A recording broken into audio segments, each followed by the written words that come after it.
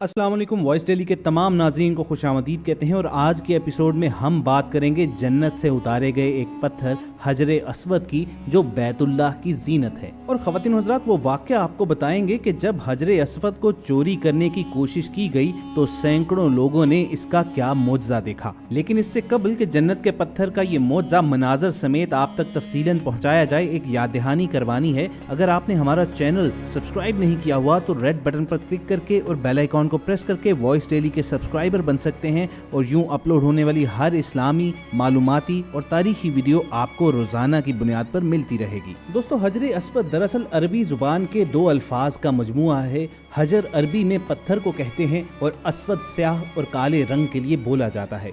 हजरे Aswad वो स्याह पत्थर है जो काबा के जुनूब मशरकी दीवार में नस्ब है और जो भी मुसलमान हज या उम्रा करने जाते हैं उनके लिए लाजिम है कि तवाफ करते हुए हर बार हजरे अस्वद को बोसा दें।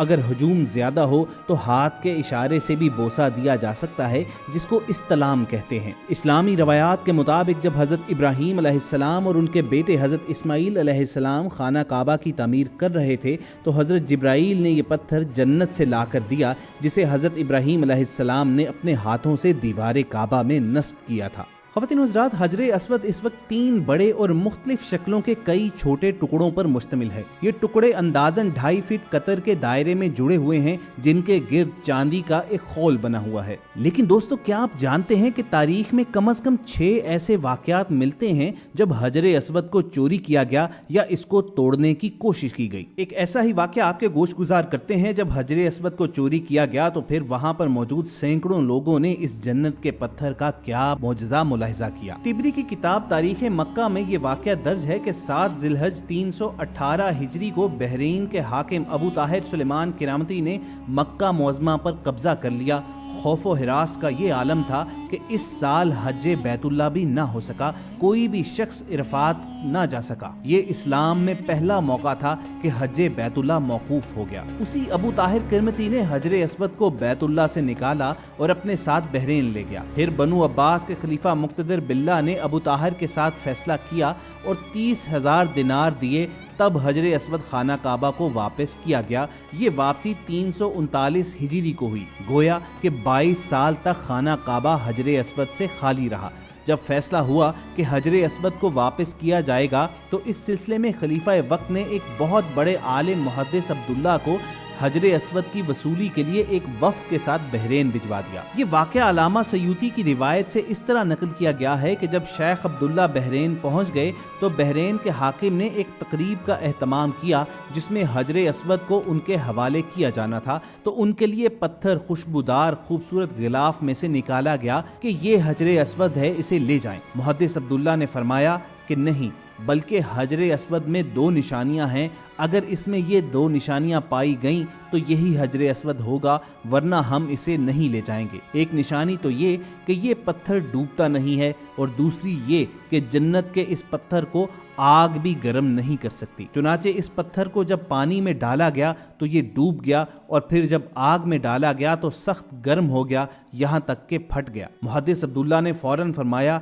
कि ये हमारा हजरे अस्वद नहीं है। इसी तरह उस बादशाह के कहने पर जब दूसरा पत्थर लाया गया तो उसके साथ भी यही अमल दोहराया गया। वो भी पानी में डूब गया और आग पर गर्म हो गया। मुहद्दिस अब्दुल्ला ने असरार किया कि हम असल हजरे अस्वद लेंगे। फिर उस वक्त असल हजरे अस्वद लाया गया और आग में डाला गया तो ठंडा निकला और फिर पानी में डाला गया तो कहा जाता है कि वो फूल की तरह पानी के ऊपर तैरने लगा। तो मुहद्दिस अब्दुल्ला ने वहीं पर फरमाया कि यही हमारा हजरे अस्वद है और यही खाना काबा की जीनत है, यही जन्नत वाला पत्थर है। तिबरी की किताब तारीख मक्का में दर्ज है कि जब इस हजरे अस्वद को मुसलमानों के हवाले किया गया तो इसे एक कमजोर ऊंटनी के ऊपर लादा गया जिसने तेज रफ्तारी के साथ खाना काबा पहुंचना शुरू कर दिया।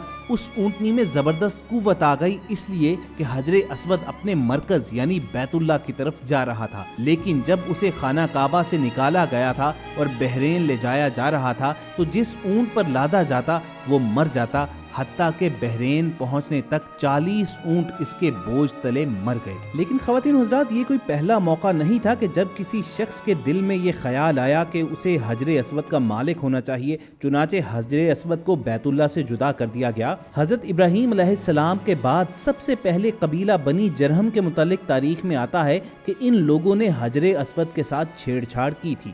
تاریخ میں آتا ہے کہ جب بنو بکر بن عبد مناہا نے قبیلہ جرہم کو مکہ سے نکلنے پر مجبور کیا تو انہوں نے مکہ سے بے دخل ہوتے ہوئے کعبہ میں رکھے ہوئے 2 سونے کے ہرن اور اس کے ساتھ ساتھ حجر اسود کو بھی کعبہ کی دیوار سے نکال کر زمزم کے کنویں میں دفن کر دیا اور مجبوراً یمن کی جانب کوچ کر گئے۔ اللہ تعالیٰ کی حکمت دیکھیے کہ یہ پتھر زیادہ عرصہ زمزم کے کنویں میں نہیں رہا۔ جس وقت بنو جرہم کے لوگ حجر اسود کو زمزم کے کنویں میں چھپا رہے تھے تو ایک عورت نے انہیں ایسا کرتے دیکھ لیا، چنانچہ اس عورت کی نشاندہی پر حجر اسود کو زمزم کے کنویں سے بازیاب کرا لیا گیا۔ اس کے بعد حجر اسود پر حملے کا اگلا واقعہ سن 363 ہجری میں ایک رومی شخص نے کلہاڑے سے حجر اسود پر کاری ضرب لگائی، جس سے اس پر چٹکنے کا ایک واضح نشان پڑ گیا۔ اس نے دوسری شدید ضرب لگانے کے لیے جیسے ہی اپنے کلہاڑے کو اٹھایا تو اللہ سبحانہ تعالیٰ کی مدد آن پہنچی اور قریب ہی موجود ایک یمنی شخص نے جو اس کی یہ گنونی کاروائی دیکھ رہا تھا،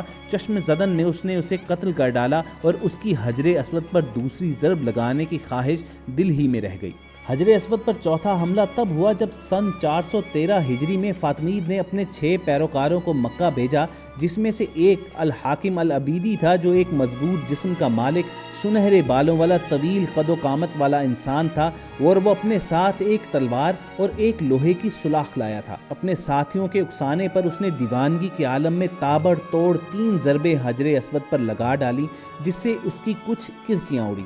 وہ ہذیانی کیفیت میں اول فول بکتے ہوئے کہہ رہا تھا کہ معاذ اللہ جب تک وہ اسے پورا نہ اکھاڑ پھینکے گا تب تک سکون سے نہ بیٹھے گا۔ بس اس موقع پر ایک مرتبہ پھر اللہ سبحانہ تعالیٰ کی مدد آن پہنچی اور گھڑ سواروں کے ایک دستے نے ان سب افراد کو گھیر لیا اور ان سب کو پکڑ کر قتل کر دیا گیا اور بعد میں ان کی لاشوں کو بھی جلا دیا گیا۔ دوستو، آج سے تقریباً 500 سال قبل حجر اسود پر ایک اور حملہ ہوا جب ایک غیر عرب باشندہ اپنے ہتھیار کے ساتھ مطاف میں آیا اور اس نے حجر اسود کو ایک ضرب لگا دی۔ اس وقت کا ایک شہزادہ نصیر مطاف میں موجود تھا جس نے اسے فوری طور سے موت کے گھاٹ اتار دیا اور حجر اسود کی حفاظت کی۔ اور تاریخ میں حجر اسود کو چوری کرنے یا اسے نقصان پہنچانے کا آخری واقعہ آج سے تقریباً 70 سال قبل پیش آیا جب ایک افغانی باشندہ مطاف میں آیا اور اس نے حجر اسود کا ایک ٹکڑا توڑ کر باہر نکال دیا اور کعبہ کے غلاف کا ایک ٹکڑا چوری کر ڈالا۔ اس نے کعبہ کی سیڑھیوں کو بھی نقصان پہنچایا تو کعبہ کے گرد کھڑے محافظوں نے اسے پکڑ لیا اور پھر اسے مناسب کارروائی کے بعد موت کی سزا دے دی گئی۔ اس کے بعد 28 ربیع الاول سن 1351 ہجری میں شاہ عبدالعزیز نے اس پتھر کو دوبارہ کعبہ کی دیوار میں نصب کیا جو اس فاتر العقل افغانی نے نکال باہر کیا تھا۔ بس وہ وقت تھا اور آج کا دن سعودی حکام حجر اسود کو محفوظ بنانے کے لیے ہر ممکن اقدامات کرتے رہتے ہیں۔ آج خاص حجر اسود کی حفاظت کے لیے 24 کے قریب گارڈز ہر وقت موجود ہوتے ہیں۔ ان میں سے ہر محافظ کے ذمے 1 گھنٹہ حجر اسود کے پاس کھڑے ہونا ہوتا ہے، یوں 24 گھنٹے حجر اسود پر نگاہ رہتی ہے۔ حجر اسود کے ان 24 محافظوں کو اس طرح چنا جاتا ہے کہ ان میں سے ہر کوئی سیکیورٹی اور زائرین کو مینج کرنے کے حوالے سے ممتاز مقام رکھتا ہے۔ دوستو، اس کے علاوہ بھی سعودی حکومت کی جانب سے حجر اسود کو محفوظ بنانے کے لیے ہر 2 سال بعد ایک خاص حفاظتی مرحلے سے گزارا جاتا ہے۔ حجر اسود کی صفائی ستھرائی اور اس کی مرمت کا کام فیصل بن محمد بن محمود بدر کے ذمے ہے۔ فیصل نے یہ کام اپنے آباء و اجداد سے سیکھا ہے جو نسل در نسل ان کے منتقل ہوا ہے۔ ان کے آباء و اجداد خانہ کعبہ کی مرمت کی مسلسل سعادت حاصل کرنے والے خاندانوں میں شامل ہیں۔ فیصل نے بتایا کہ مسلسل چھونے، گرمی اور دیگر عوامل کی وجہ سے حجر اسود متاثر ضرور ہوتا ہے، اور اب جبکہ سب کو معلوم ہے کہ حجر اسود دراصل 8 چھوٹے چھوٹے ٹکڑوں کا مجموعہ ہے جن میں ایک بڑا ٹکڑا 2 اور چھوٹا ٹکڑا 1 سینٹی میٹر ہے۔ ان تمام ٹکڑوں کو درختوں سے حاصل ہونے वाले एक खुशबूदार मादे की मदद से जोड़ा गया है। चुनांचे उसकी मजबूती जांचने के लिए और हजरे अस्वद की देखभाल के लिए 2 साल में एक बार कम से कम घंटे या 2 घंटे के लिए इसको हिफाजती मरहले से गुजारा जाता है और जहां कहीं इसके अंदर किसी जगह की मुरम्मत की जरूरत होती है उसकी मुरम्मत कर दी जाती है। और इसी मुसलसल सिक्योरिटी और देखभाल ही की मरहून मिन्नत है कि गुज़श्ता कई अशरों में हजरे अस्वद के तकद्दुस को पामाल करने का कोई भी नाखुशगवार वाक़या पेश नहीं आया है। अल्लाह ताला से यही दुआ रहनी चाहिए कि वो हमें अपने घर का मेहमान बनाए और हमें रसूल अकरम सल्लल्लाहु अलैहि वसल्लम की ये सुन्नत ताज़ा करने की तौफीक बख्शे कि हम तवाफ़ करते हुए हजरे अस्वद को अपने होंठों से चूम सके। हमारे तमाम दोस्तों में से जिसके दिल की यही सदा है वो कमेंट सेक्शन में आमीन जरूर लिखे। वॉइस डेली की टीम को पूरी उम्मीद है कि आपको हमारी ये आज की एपिसोड जरूर पसंद आई होगी। इजहार पसंदीदगी का बेहतरीन तरीका ये है कि आप इसे लाइक और शेयर कीजिए और इसके साथ साथ अगर आप ऐसी ही वीडियोस मुस्तकबिल में भी हासिल करना चाहते हैं तो रेड बटन पर क्लिक करके और बेल आइकॉन को प्रेस करके वॉइस डेली के सब्सक्राइबर बन जाइए। बहुत जल्द किसी और मालूमाती मौजू को ज़ेरे बहस लाएंगे, तब तक के लिए हमें इजाजत दीजिए और सुनते रहिए वॉइस डेली।